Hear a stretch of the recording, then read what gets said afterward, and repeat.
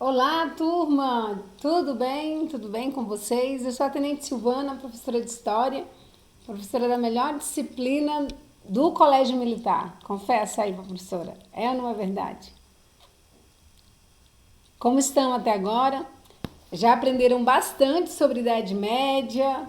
Bom, esta será a nossa sexta aula do conjunto das 6 aulas previstas para o capítulo 1, intitulado Os Francos e as Origens do Feudalismo.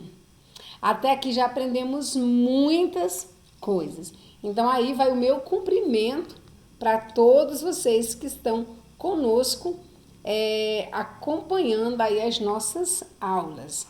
Também gostaria de cumprimentar quem possa estar com vocês nessa tarde tão agradabilíssima. Vamos lá? Sem delongas, sem falações, vamos avançar.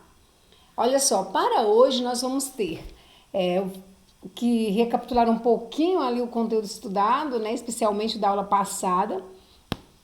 Conheceremos ainda mais sobre as cidades medievais, quem foram os burgueses, o que foram esses burgos. Falaremos muito rapidamente sobre Inquisição e Cruzadas. Ok, recapitulando, corre lá no chat agora, corre! Corre no chat e responde. Vou dar 10 segundos para vocês. Pergunta 1. Quais eram os impostos pagos ao senhor feudal? Contando 10, 9, 8, 7, 6, 5. Oh, tá muito rápido essa contagem, né? 5, 4, 3, 2, 1, ok? Pergunta 2. Quem estava no topo da sociedade medieval? Corre lá no chat e dá essa resposta para a professora. Eu estou acompanhando, hein, turma? Pode ter certeza que eu vou anotar o nome dos alunos que participaram aí do nosso recapitulando. Pergunta 3. Por que as feiras medievais foram tão importantes para as cidades? Por que as feiras foram tão importantes para as cidades medievais? E aí, qual a sua resposta? Para a pergunta 3, você vai ter que escrever um pouco mais, porque ela exige mais que uma palavra, ok? Ah, professora, acertei? Não sei, eu vou dizer essa resposta no finalzinho da aula.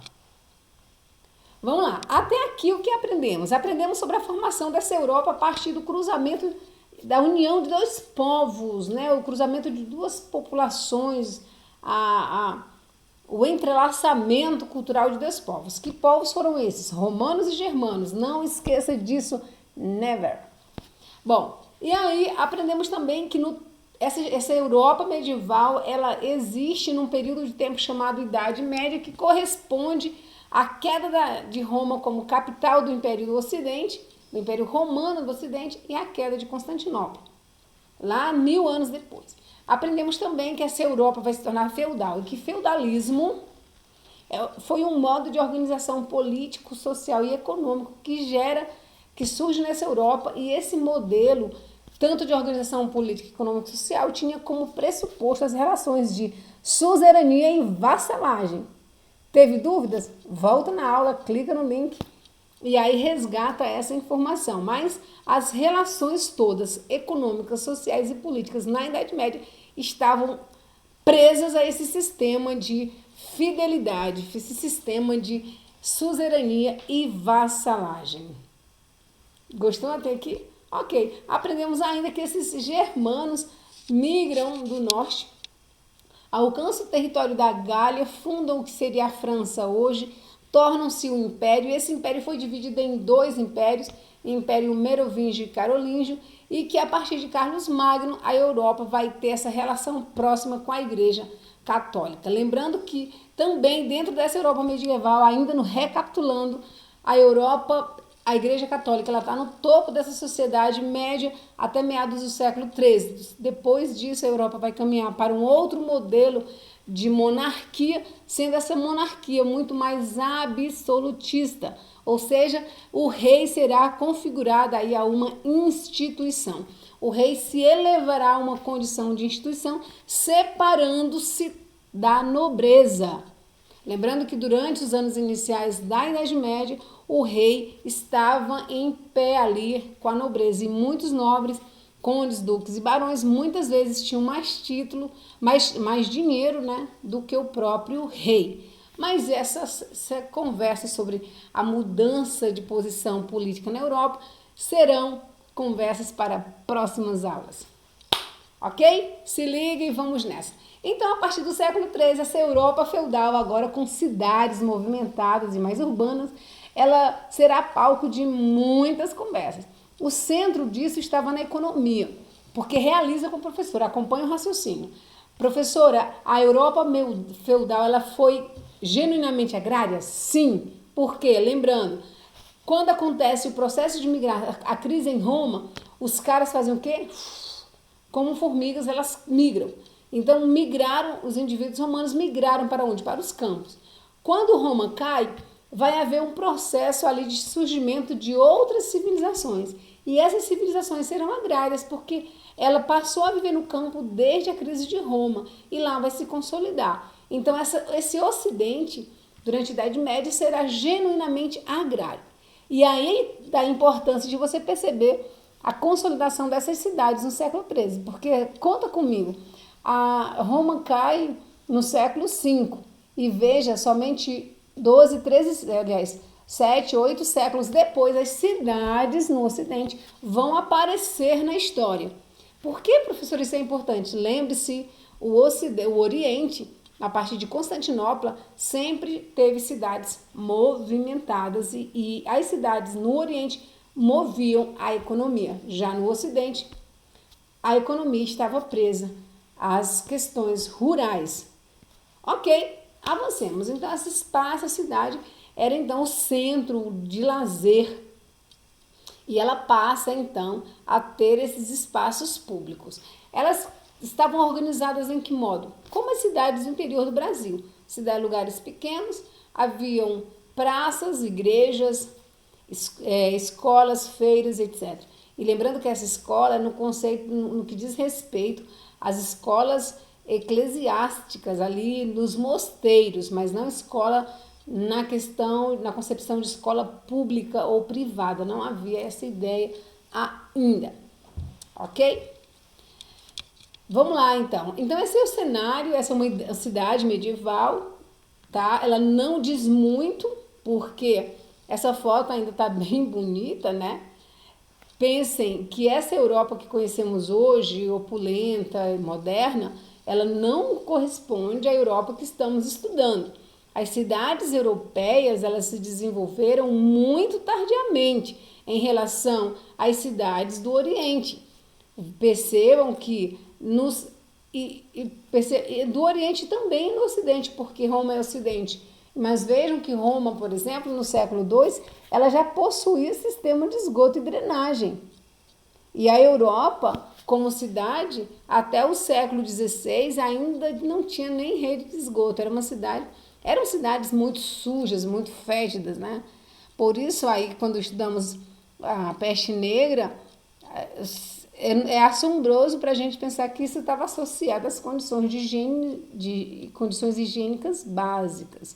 Então, esse é um exemplo, é um modelo, mas se recordem, levando em consideração a comparação feita com cidades do passado antigo, e não só Roma, ou Grécia, ou Constantinopla, mas outras cidades muito ali, o próprio Egito, nós temos uma diferença drástica muito grande. Avancemos.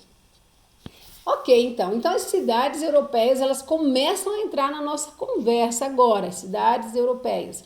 E aí, só que antes dessas cidades surgirem, vai surgir na Europa um outro modelo de organização, que já eram chamados os burgos. Acompanha aí com a professora. Então, os burgos eram esse espaço onde havia o crescimento aí dessa categoria. E aí, olha só, os burgos eram cercados por muralhas, por isso vem de burgo a palavra burguês, usada como referência para quem? Comerciantes e artesãos.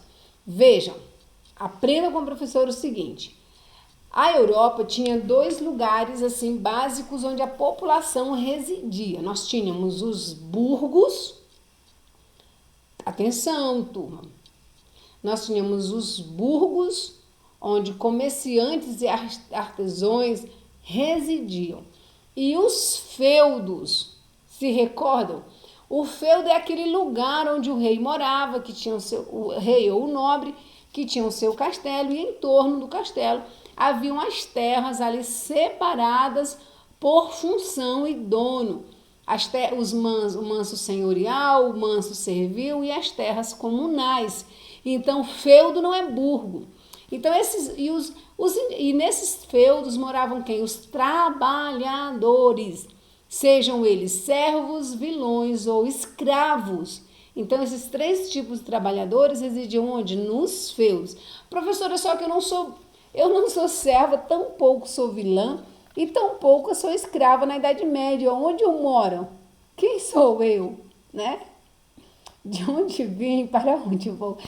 Você, então, é um artesão. Professor, eu sou banqueiro. Ok, então você é artesão. Eu sou sapateiro, você é artesão. Eu sou médico, você é artesão. Onde eu vou morar? No feudo? Não, no feudo não há espaço para você. Você vai morar onde? No burgo. E é lá no burgo que as corporações de ofício estavam organizadas. Esses burgos eram cercados por grandes muralhas. Ok, então esses burgos vão dar surgimento para as cidades. Não é facinho, facinho? Fácil demais. Pensem a Europa com essa construção de organização social, burgo e feudo. Burgo para artesãos e comerciantes e feudos para os trabalhadores. Vamos voltar aqui. E aí, com o crescimento do comércio, a professora até sublinhou para vocês, né? Estou sendo muito boazinha já, né? Os burgueses foram ficando independentes. Então, os caras que moravam aqui dentro desse espaço, eles começaram a ficar independentes porque tinham contato. Lembra daquelas rotas comerciais da aula passada? Essas rotas comerciais fortaleceram os burgos. As feiras fortaleceram os burgos porque os indivíduos trocavam informações, também trocavam mercadorias. E aí, pouco a pouco, os feudos foram livrando-se das altas taxas pagas aos senhores feudais. Até porque, professora, por que eu tinha que pagar taxa? Por que se eu moro no burgo eu preciso pagar taxa para o senhor feudal? Eu não sou serva, eu não sou vilã e não sou escrava. Por quê? Porque você, indivíduo, morava num burgo. E lembrem-se, todas as terras europeias pertenciam a quem? Aos senhores feudais. Então, o seu burgo foi construído em uma terra que pertencia a um senhor feudal. Mesmo que você não morasse no feudo, mas o seu burgo estava dentro de um território que pertencia a ele. Logo, você precisava pagar impostos por morar numa terra que não era sua. Ah, mas a casa é minha. Mas a terra onde construiu sua casa, o lugar não é seu, pertencia ao senhor feudal. Só que essa mudança de concepção, a conquista da terra vai surgir. Vão haver muitas disputas ali, confrontos entre burgueses e nobres, até que houve aí a possibilidade de que cada burgo fosse livre, tornando-se cidades. Bom, então os burgueses pagavam tributos a princípio. Pagavam tributos ao clero e à nobreza. Lembra? Viviam em áreas dominadas por ele. E em troca, negociavam o direito do livre comércio. Negociavam também o direito da proteção militar e liberdade para administrar cidades. Eles queriam poder administrar as cidades do seu modo. Ok? Só que, como eu disse, essa liberdade foi conquistada com muita dificuldade. Cidades como a França, por exemplo, ficaram conhecidas. E essas lutas de independência da cidade, independência de quê, professora? Dos nobres e dos seus feudos, tá? Então, essa luta dos burgueses ali dos moradores dos burgos para a independência desses lugares para com os senhores feudais veio à base de muita dificuldade. Leiam aí, ó. Então, assim, e quando isso foi conquistado, por exemplo, na França, esse movimento de conquista do direito de administrar a própria cidade foi chamado de comunas, e na Itália esse mesmo movimento foi chamado de república. Ok.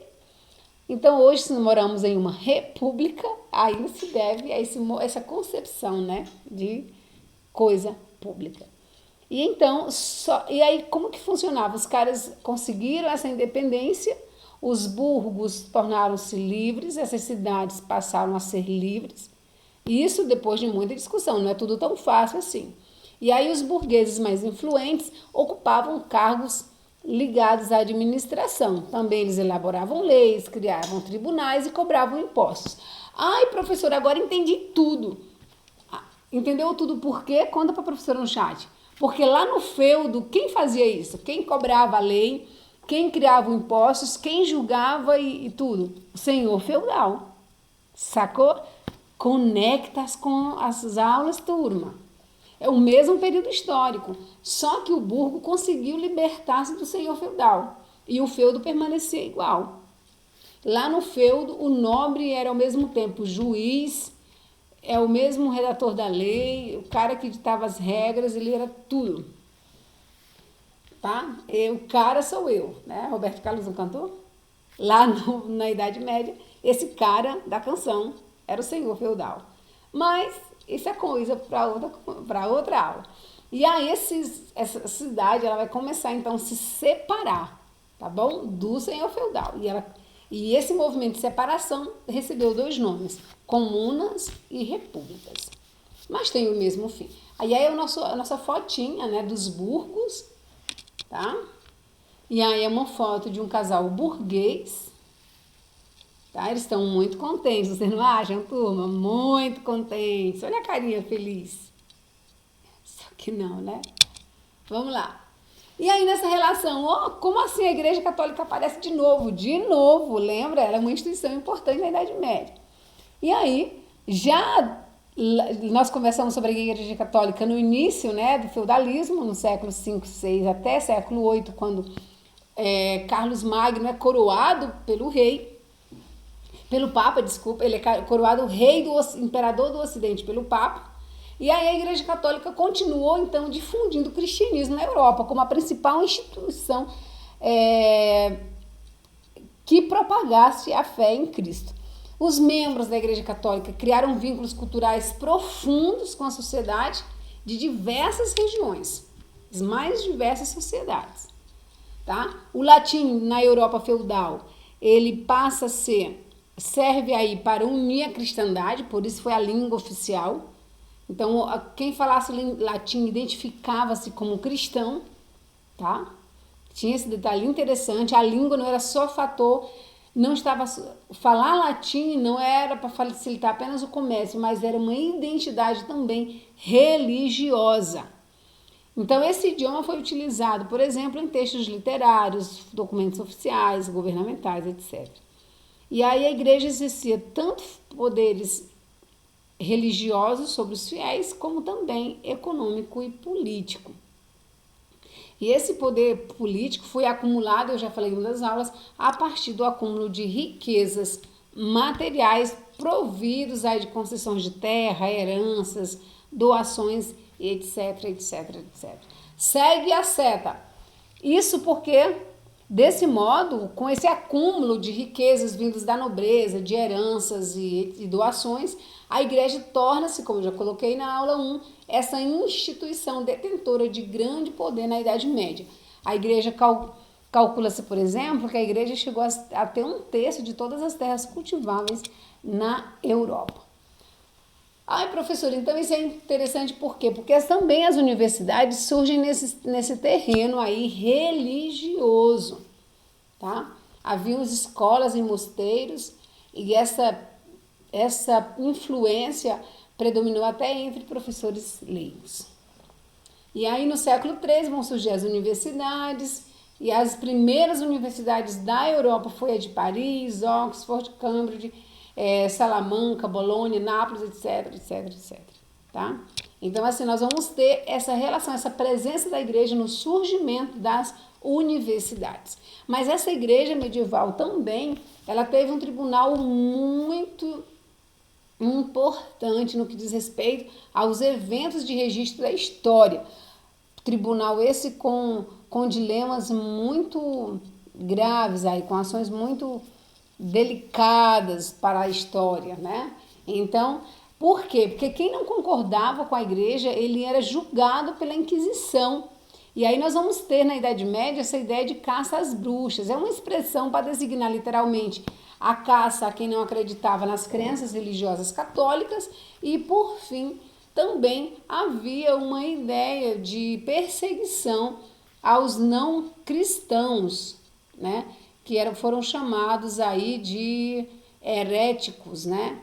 Os hereses, né? A pessoa que acredita em heresia. O que era heresia? Era uma crença que não era a crença católica, tá? Então, abria-se um tribunal literalmente, e esse tribunal julgava o indivíduo. Muitas mulheres sofreram profundamente aí no tribunal da Inquisição Católica, por bruxaria, por exemplo. Professora, mas havia a prática da bruxaria? Isso é conversa para uma outra aula. Porém, os indivíduos, até que praticavam, por exemplo, a medicina, essas práticas medicinais caseiras, né, foram consideradas, por muitas vezes, um curandorismo. A palavra não deu para sair, né? É como se fosse curandeiras. E aí, considerado desse modo uma prática não cristã. Foram perseguidas. Vejam que então por isso que a peste negra na Idade Média foi considerada um castigo de Deus. Havia essa concepção. Em uma das aulas eu disse que a Europa era muito dualista, tudo era muito Deus ou era muito o demônio. Então essa realidade dual dificultou, obscureceu aí os entendimentos, tá? A falta da ciência nesse julgamento das coisas. E lembrando que essa Europa só vai mudar sua concepção na Idade Moderna com o Iluminismo, onde a ciência vai ocupar esse espaço que é dela. E aí, olha que legal, essa professora foi atrás. Onde nós vamos entrar agora? Onde nós vamos entrar? Cruzadas, essa cena de um filme, olha que legal. Eu adoro o GIF animado, né? Os slides são bem coloridos. As cruzadas, o que foram as cruzadas? Foi esse movimento que foi um movimento na igreja convocado pelo Papa. E aí, esses cruzados eram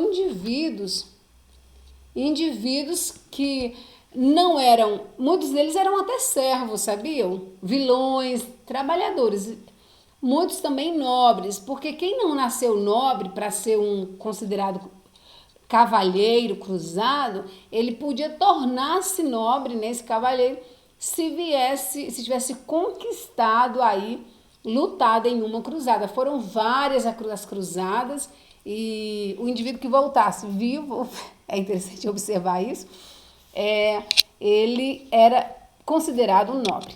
E aí passemos. As cruzadas foram o quê? Expedições militares que tinham como objetivo conquistar a Terra Santa. A partir de que ano? A partir do século XI, 1076. Por quê, professora? Porque em 1076 a cidade de Jerusalém foi fundada, no caso, pelos palestinos. Foi tomada pelos palestinos. Aqui está fundada, mas é um equívoco, tá? Ela foi tomada pelos palestinos. E aí, com a tomada do lugar, foi difícil para os cristãos fazerem lá suas peregrinações. Só que, como é um lugar importante para a cristandade católica, o que foi que o rei pensou? O Papa Urbano pensou, não, vamos então entrar numa cruzada com quem está dominando essa terra, porque nós, como cristãos, também temos o direito de ir lá manifestar nossa crença, fazer nossas orações e preces. Então, surgiu esse movimento intenso Foram muitas cruzadas que tinham como objetivo central reconquistar, retomar a cidade de Jerusalém para os cristãos. E pasmem, essa discussão persiste hasta hoje, até o dia de hoje, turma.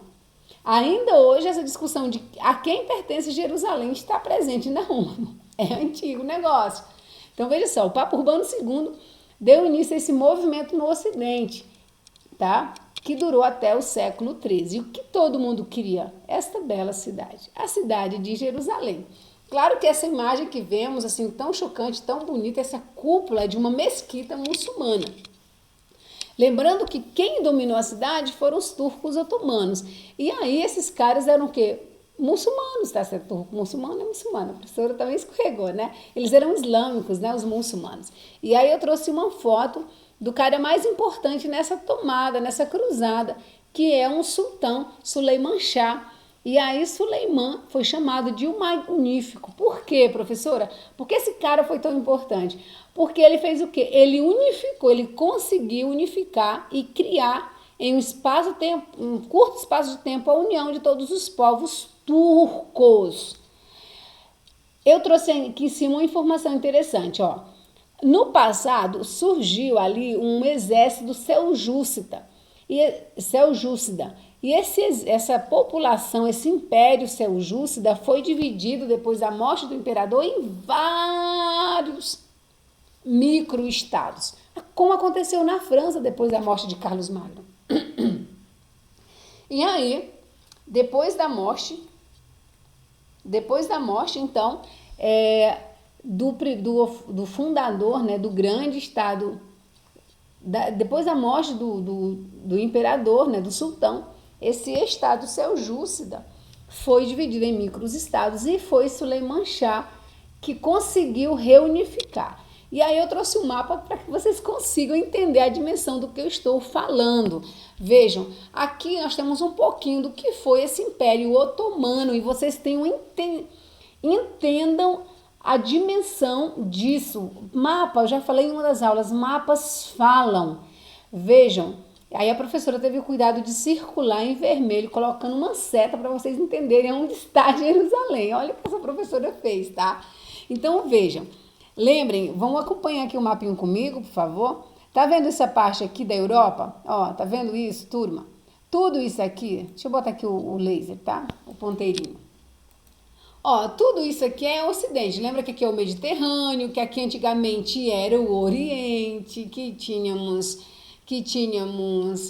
Constantinopla e etc. Aqui, deixa eu mudar meu... Aqui nós temos o Ocidente. Aqui nós temos a Península Itálica e etc. Esses turcos otomanos estão em tudo isso. Olha, o reinado, aqui tem vários reinados, desde Oman Rei até os territórios dominados em 1699, que está em roxo. Ó, Tunísia. Então, veja, acompanhe a legenda, isso vai estar no PDF de vocês. Professora, eu não consigo imaginar por isso que ele foi chamado de como que um homem consegue unificar tantos povos. Por isso que esse cara foi chamado de o Magnífico, né? E por isso que as cruzadas tiveram tantas dificuldades. Porque imagina esse tanto de território, turma, era gente demais, era um território vastíssimo. E a ideia das cruzadas era resgatar Jerusalém, que a princípio conseguiram, mas depois não, porque ela foi retomada pelos turcos novamente. Essa cidade é importante por conta de Maomé. E então vejam só, esse império ele se estende por muito tempo. Foi essa multidão de gente, esse império, né, tão grandioso, que só esse império conseguiu aí derrotar o Império Oriental, né, que seria o Império Bizantino. Agora você entendeu por que razão eles conquistaram Constantinopla? Porque eles tinham um poder militar muito grande. Estamos falando não de qualquer império, imagina. Veja nesse mapa a quantidade de territórios que pertenciam a esses caras. E aí, quem participava das cruzadas? Qualquer um? Não. E por que participar? Primeiro precisava ser nobre. Quem não era nobre, se voltasse vivo, era nomeado, assim, elegido, né? Passava a condição de nobre. E por que participar das cruzadas, professores? Primeiro, para receber indulgência, né? Que para a Igreja Católica significa perdão dos pecados. 2, para garantir por parte dos nobres a proteção de sua filha, dos seus filhos e de seu bem. Então, o cara que fosse nas cruzadas, eles iam com o intuito de lutar por uma causa e, em compensação, os nobres protegeriam seus bens, sua casa, sua família e etc. Havia também a pessoa que se colocava na condição de cruzado por perdão de pecados. Ele queria pagar as dívidas, tinha essa oportunidade de lutar em nome de Deus e do Estado e ia lá. Pelas possibilidades de enriquecimento, faltou um O aí, né? Possibilidade de enriquecimento, porque havia os saques, né, nas terras ali dominadas, e por fim havia também interesses econômicos, políticos e sociais. Quem financiava isso? Os nobres. E por que os nobres tinham tanto interesse nessas terras? Por quê? Porque os nobres queriam tanto esse território no Oriente? Porque a Europa estava numa briga sem fim por todo o território. Então, os nobres que não queriam entrar nessa briga na Europa, eles pensaram, opa, vou conseguir briga em outro território. Pode rir, que foi mais ou menos assim. Não é simples, mas esse é o raciocínio. Então, muitos destes nobres, acompanham comigo, eles queriam, vou dar licença para vocês, eles queriam com isso obter terras no Oriente, resolvendo problemas de disputa na Europa. Resolvendo problemas de disputa na Europa. Mas isso foi fácil? Não. Por quê? Porque esses caras aqui eram demais, era gente demais, tá? Então houve muitas cruzadas, e aí dessas várias cruzadas, a primeira teve sucesso, conquistou Jerusalém, a região da Síria e etc. E outras cruzadas com menos sucesso, tá? Porém, o que foi interessante observar foi que as cruzadas, elas fortaleceram grandemente o comércio. Você se recorda naquela rede de estradas que nós falamos na aula 2?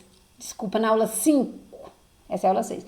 Na aula 5, eu mostrei uma rede de estradas ali que foram importantes para as cidades. Mas não apenas para as cidades. Vou completar a informação agora. Essa rede de estradas, elas foram importantes também para quem? Para os cruzados. Porque elas estreitaram as relações. Turma, e o negócio era muito confuso, porque além desse grande exército aqui do Império Otomano, lá na Ásia nós temos também um outro grande império, que é o Império dos Mongós, que tinha, muitos deles praticavam o islamismo, mas outros não. Grande parte desses povos eram budistas e estavam ali num processo de guerra civil, né? E ainda lutando aí contra o crescimento, né? A presença dos romanos. Tá? Então, essa é a parte oriental, porque na Ásia há uma outra discussão com essa população mongol, um grupo de guerreiros muito grande, tá? Então, essa Europa que está aqui presente, ela vai criar, a partir do Papa, essas expedições militares para a conquista de Jerusalém. Se você entendeu isso, que as cruzadas tinham como missão reconquistar Jerusalém para os cristãos, você entendeu tudo. Porque depois, os pormenores, o fortalecimento do comércio, a importância das cruzadas para as especiarias, para o fortalecimento das cidades e a própria troca de experiência entre os burgueses, foi muito importante. Porém, entendo, o cerne da questão é entender que eles precisavam reconquistar Jerusalém para o domínio da cristandade, né? E lembrando que depois que dominasse Jerusalém, a intenção do Papa era que esses indivíduos permanecessem nesses lugares aí como para manutenção da fé. É isso aí, fechamos assim com louvor e tranquilidade a nossa sexta aula, a nossa sequência didática número 1. E lá, desculpa, e lá só para responder rapidamente, e lá quem respondeu no chat a primeira pergunta diz respeito Deixa eu voltar aqui rapidinho. A primeira pergunta, a resposta seria os talha, banalidade, qual era o outro? Corvéia. A segunda resposta seria a Igreja Católica. E por que as cidades foram importantes? Porque elas, pelo fortalecimento do comércio, foram importantes porque elas fortaleceram o comércio e criaram aí a possibilidade de uma autonomia com os feudos, ok? E aí, quem respondeu isso merece um aplauso. Cadê o aplauso? Cadê, turma, o meu aplauso? Não vai aparecer o aplauso? Ah, não sei onde é que está o meu aplauso. É isso. Enfim, beijo. Até a próxima aula. Tchau.